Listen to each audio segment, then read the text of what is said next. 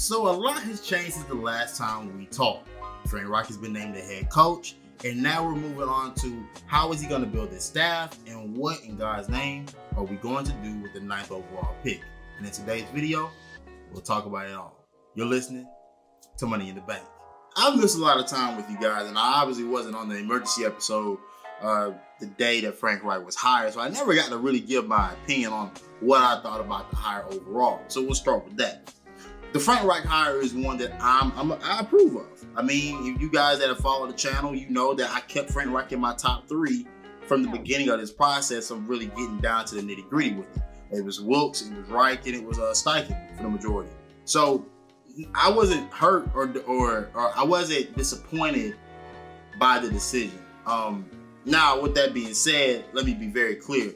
I wanted Steve Wilkes. But I'm not against. Obviously I wasn't against the hire of Frank Reich either. Wilkes is a guy that I thought earned the opportunity.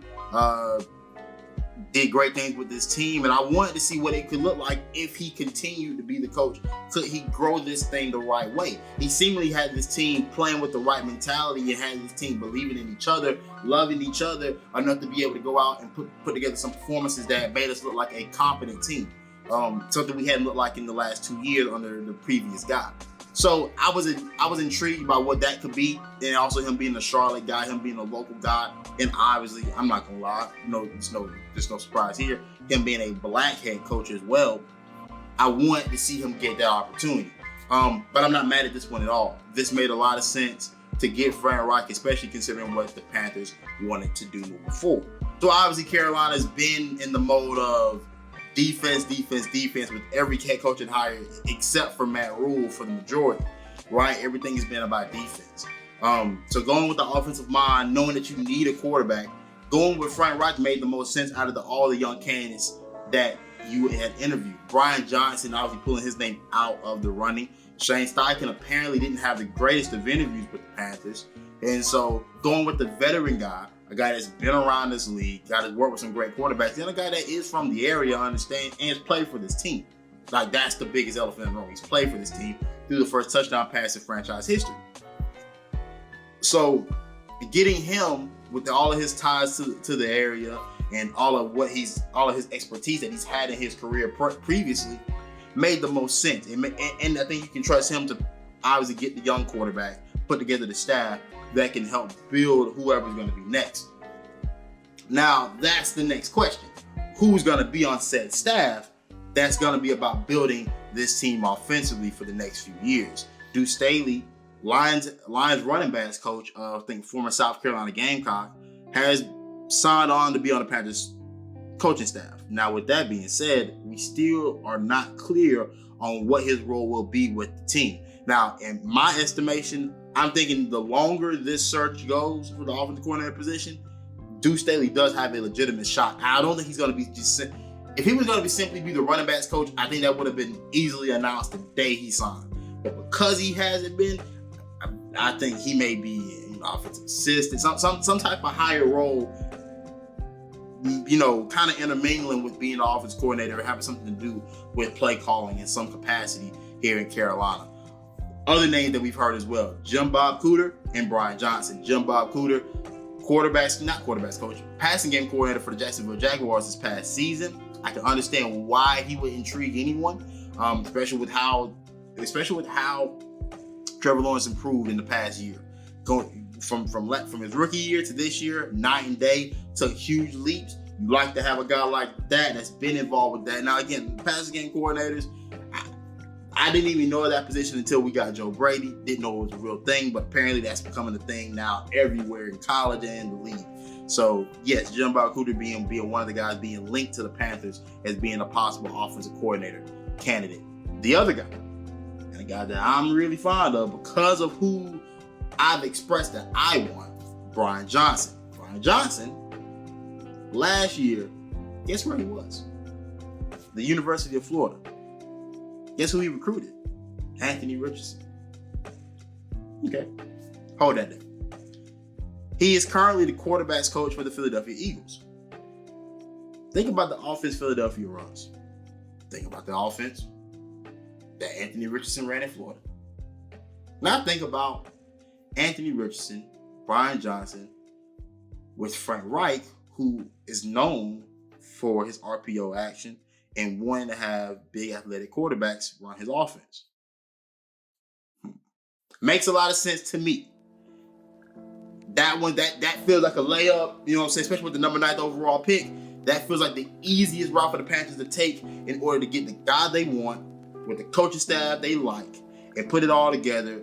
Go get you a veteran, whoever you may see fit to be able to lead this team for the first year, and let's go try to win some football games. At that point, I am a fan of Brian Johnson. I cannot lie.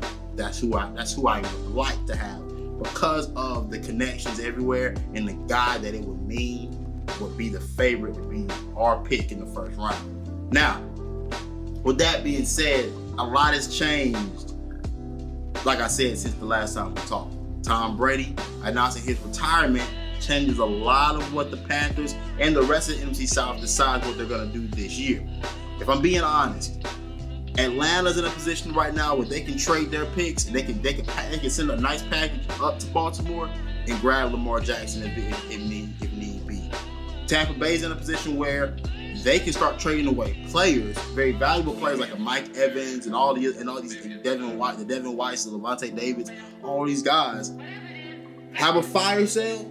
They can liquidate the whole thing, start it from scratch, and go get a quarterback in either Caleb Williams or Drake May in the next off season, which I think really wouldn't be a bad plan. So if you're the Carolina Panthers right now, the South is opened up. There's a real opportunity to win it. What do you do?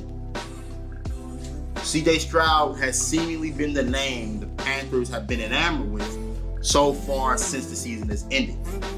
So much so that the talk is that the Panthers will possibly package up that 9th pick along with other picks in order to move up to grab C.J. Stroud. And I'll say this, I am not a fan, me personally, I'm not a fan of trading for unknown commodities in the draft. I don't like it. I'd much rather send that type of packaging to Baltimore and get me an MVP. Now, I would be on the hook for the money he's gonna want upcoming in the next few years, but so be it. You'll have a quarterback. You'll have a chance to compete for anything and everything you want in this league. But with that being the case, if you love C.J. Stroud that much and you feel that strongly about his game, go get him. I'm not necessarily for it, but if that's the guy you want, I would hate to see you start this tenure off with a guy that you were just okay about. Go get the guy you want. If it's available, you go get it. David Tepper is a big gusto kind of guy. Go big or go home. Just go get the guy you want. I can't tell you. Me and my better judgment can't tell you to not do this. Simply put, it's an opportunity now where the division is wide open. You had a chance for the division this year with Sam Darnold. You need to go get whoever you like the most and that you believe can take you into the next decade of being a competitive football team. But that's all I have thus far today. Yeah, man, I like the hire. The press conference. Did I talk about the press conference? If I didn't talk about the press conference, I'll say this. The press conference is what I expected. This is an adult. This is an adult running this team. This isn't what we had last. This feels real. It feels like there's a direction. This feels like we know where we want to go, and we know what the expectation level is to be. You know, last time we were told, we got to wait 7 years like Jay-Z. You know what I'm saying? This time around, we're being told that the floor is to be in the playoffs.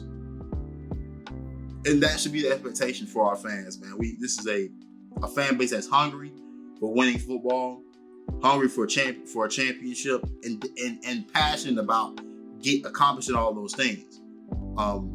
It seems like we have a coach right now that I think we can all believe in, that can actually put together a formula that can get us there. But with that being said, I'm your host, Shanti Stewart. This has been Money in the Bank. Be sure to like and subscribe to the YouTube channel. Follow us on Instagram at P1_network and at Panthers Nation with the one where the I's supposed to be, because you already know what time it is. And with that being said, I am out.